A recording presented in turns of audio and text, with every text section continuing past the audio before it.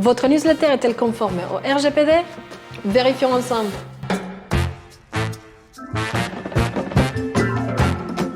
Bonjour et soyez les bienvenus sur la chaîne YouTube des Vivants dans le Web, où je vous partage des astuces pour communiquer en église.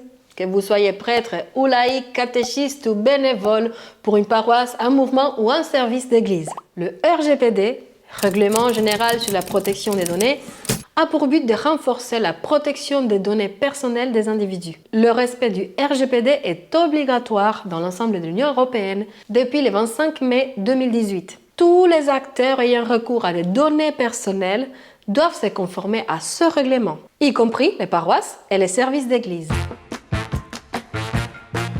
Pour savoir si nous respectons le RGPD en ce qui concerne les lettres d'information, la première question à se poser est: est-ce que toutes les personnes inscrites à ma lettre d'information ont donné leur accord? Si elles ont donné leur accord, comment l'ont-elles fait? Est-ce que c'était par écrit ou y a-t-il sur votre site un bouton avec les liens pour le faire? Dans les deux cas, assurez-vous de garder les preuves de leur consentement au cas où on vous le demanderait. Au moment de l'inscription à votre newsletter, il est nécessaire d'informer vos futurs abonnés à quoi vous vous engagez. Partagez des informations, des chaînes de prières, des bonnes idées, etc. Et tenez-vous à ce que vous leur avez indiqué. Si avec le temps vous décidez de changer l'objectif de votre newsletter, n'oubliez pas d'en informer vos abonnés. Soyez toujours transparent. On doit faire de notre mieux pour que les informations collectées de nos abonnés soient en sécurité, à l'abri d'une brèche informatique si elles sont informatisées, ou dans un lieu sûr si vous les avez aussi en format papier. Ça va de soi, mais au cas où je vous le dis, ne transmettez pas les données de vos abonnés à quelqu'un d'autre ou à une autre entité. Vos abonnés vous ont fait confiance en vous communiquant des informations personnelles. Transmettre votre liste d'abonnés à quelqu'un d'autre, non seulement ça va à l'encontre du RGPD, mais ce n'est pas éthique. D'ailleurs, demandez aux abonnés uniquement les informations nécessaires à l'envoi de la newsletter. Un nom, un prénom, un email. Pas besoin de collecter d'autres informations personnelles et sensibles de vos abonnés.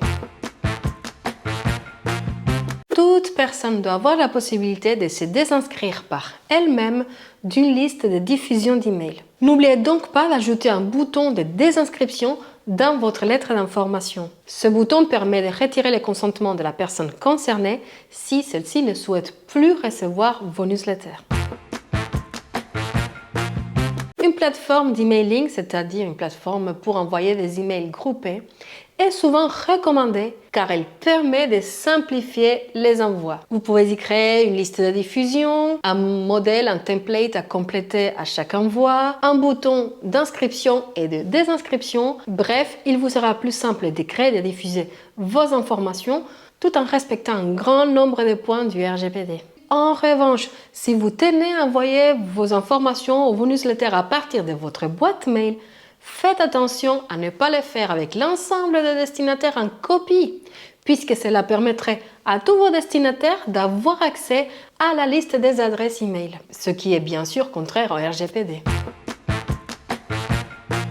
Et voilà, cette vidéo touche à sa fin. Nous n'avons évidemment pas tout abordé, l'univers RGPD étant très vaste, mais j'espère que ces bonnes pratiques vous guideront dans vos premiers pas. Si tout de même vous avez des interrogations concernant le RGPD et les newsletters, n'hésitez pas à laisser vos questions en commentaire de cette vidéo pour que nous échangions à ce sujet. D'ailleurs, la vidéo du mois dernier, celle-ci, donne des pistes pour la conception d'une newsletter attrayante. Merci de votre intérêt et de votre fidélité et à bientôt pour une nouvelle vidéo de Vivants dans le Web. Ciao!